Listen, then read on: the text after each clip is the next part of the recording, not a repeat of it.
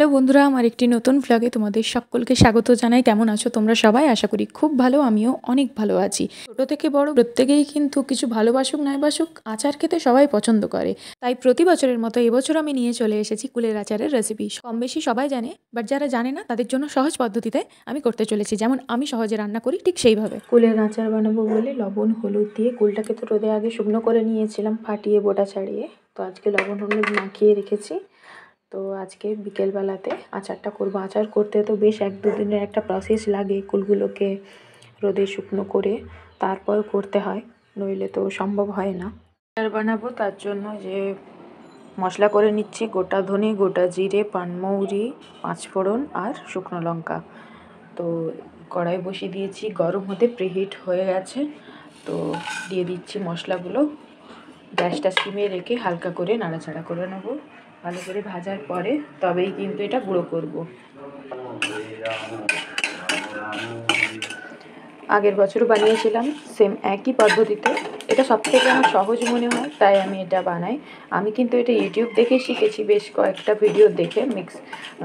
তো যেটা আমার ভালো লেগেছে সেটাই আগের বছরই আমি প্রথম করেছিলাম আচার। তো তারপর এবছর তো পারবোই, আগের বছরে আমারই ভিডিও রয়েছে। আর জেনে গেছি যেহেতু, তার জন্য আর আমি অন্যরকম কোনো পদ্ধতি করিনি। এটাই আমার ভালো লাগে, সহজে হয়ে যায়, জলদি, আর এটা খেতে বেশি টেস্টও লাগে। তার জন্য আমি এই মশলাটা দিই। অনেকে মেথি টেথি দিয়ে করে, আমি অত মেথি দিই না। মেথি দিলে অতটা ভালো লাগে না। এরকম পরপর আওয়াজ হচ্ছে, তার মানে ভাজা হয়ে গিয়েছে। এবারে এটা পেস্ট করতে দিয়ে দিই। এটা কিন্তু আধ ভাঙা করে গুঁড়ো করব, একদম ফুল পেস্ট করে নেবো না। আধ ভাঙা থাকবে, তবে আচারের সাথে ভালো লাগবে। দিয়ে দিয়েছি মিক্সির বোলের মধ্যে। এবারে ঢাকাটা লাগিয়ে দিই, দিয়ে পেস্ট করে নিই।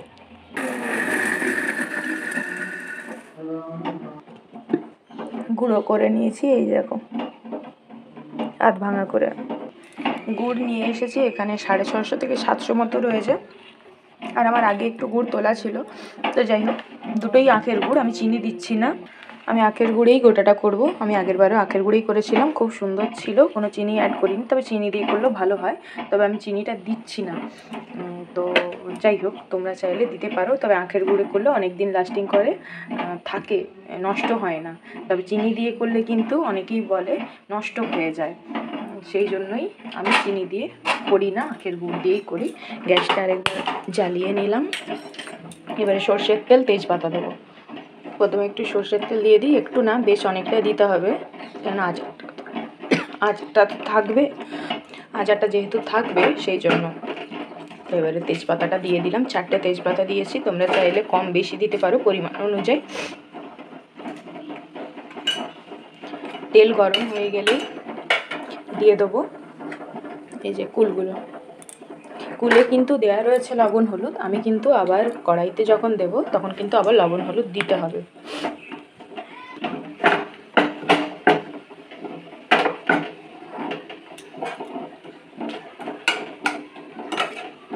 তেল গরম হয়ে গেছে, দিয়ে দিচ্ছি কুলগুলোকে। একটু করে দিয়ে হলে আবার পুড়ে যাবো।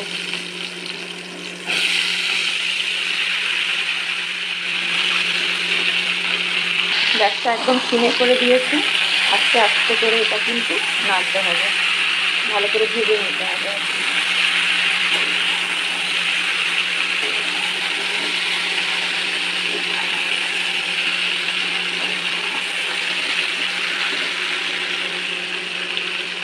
কার এটা দেখেই জিভে জল আসছে বলো, আর আমার বাড়িতে নিয়ে চলে এসো। আচার তো করছি, এবছর আর গাছে তো নেই কুল, গাছে সেভাবে কুল এবছর হয়নি, গাছটা কেটে দেওয়ার জন্য কিনে এনেই ওই জন্য আচার করে নিচ্ছি। প্রতি বছরেরই একটা শখ, আর আমার কর্তা এই কুলের আচার খেতে ভীষণ পছন্দ করে, তো তার জন্যই করা। আমিও পছন্দ করি, কিন্তু অতটা বেশি খাই না, পছন্দ করি আর শখে বানাই যে কোনো কিছু। আমার এতে 1 কেজি 250 মতো কুল আছে, তো আমি সেই পরিমাণ এখানে আখের গুড় দিয়েছি 600-650 মতো আখের গুড় দিয়েছি। এই যে একটা বড় বোলের মধ্যে নিচে, জামবাটি বলতে পারো গদা বাংলায়, যে স্টিলের একটা জামবাটি, আধ জামবাটি মতো হয়ে গিয়েছে। এটাতে এবারে জল দেবো, না জল মিশিয়ে দিচ্ছি, দিয়ে ভালো করে হাত দিয়ে মেখে নেবো চটকে, দিয়ে ঢাকা দিয়ে একটু রাখি।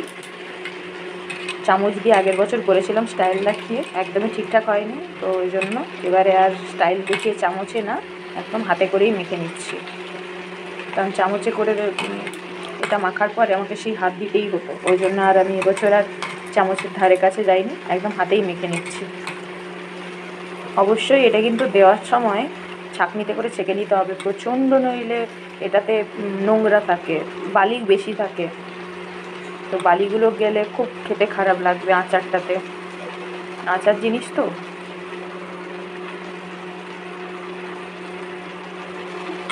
মেখে নিলাম, ব্যাস এবারে হাত ধুয়ে নিই। আর এটা কিন্তু সিমেই ভালো করে তখন থেকে ভাজা চলছে।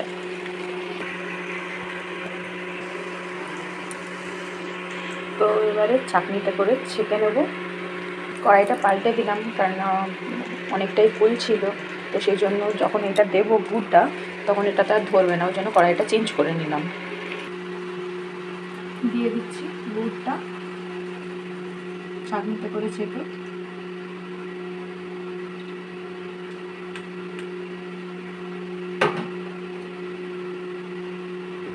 এই দেখো বালি, নোংরা, তার সাথে একটু চাপ, গুঁড়ো টাইপের ছিল, এগুলো ছাঁকনিতে করে ছেঁকে দিতে কিন্তু সব বেরিয়ে গেছে। তোমরাও এইভাবে ছেঁকেই কিন্তু দেবে, নইলে খেতে খারাপ লাগবে আচারটা।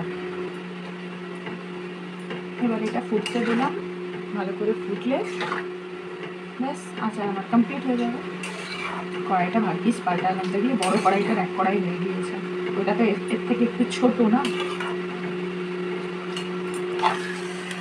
এইটা তো এক কড়াই হয়ে গিয়েছে।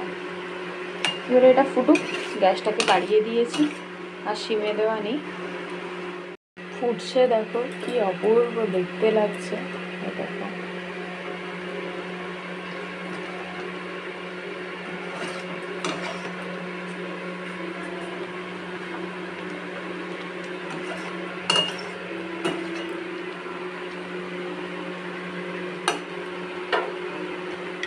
আচার হয়ে গিয়েছে উপর থেকে, এবারে মশলাটা ছড়িয়ে দিচ্ছি। আমি কিন্তু 2 চামচ দেবো আজকে। আগের বছর আমি যখন করি তখন 1.5 চামচ দিয়েছিলাম, কুলটা একটু কম ছিল, এবার কিন্তু আমাকে 2 চামচ দিতে হলে একদম ভর্তি ভর্তি 2 চামচ দিয়েছি। ব্যাস রান্না কমপ্লিট, রান্না মানে আচার কমপ্লিট। ঝালের জন্য আমি আর একটু শুকনো লঙ্কা গুঁড়িয়ে রেখেছিলাম। তো বন্ধুরা, তোমাদের কেমন লাগলো এই কুলের আচারের রেসিপি অবশ্যই কমেন্টে জানিও। ভালো লাগলে একটা লাইক, চ্যানেলটি সাবস্ক্রাইব করে দিও। ফেসবুক থেকে দেখলে পেজটা ফলো করে দিও। যার আচার হয়েছে, এই যে এটাতে পুরো ভর্তি, এটাতে যখন আর কুলোতে পারিনি তখন এখানে রেখেছি। 2 জার আচার কমপ্লিট। কর্তা অলরেডি 2-3 প্লেট খেয়েও নিয়েছে, তারপরে এটা বেঁচেছে। এই 2 দিন যাবে না, 1 মাসে শেষ করে দেবে।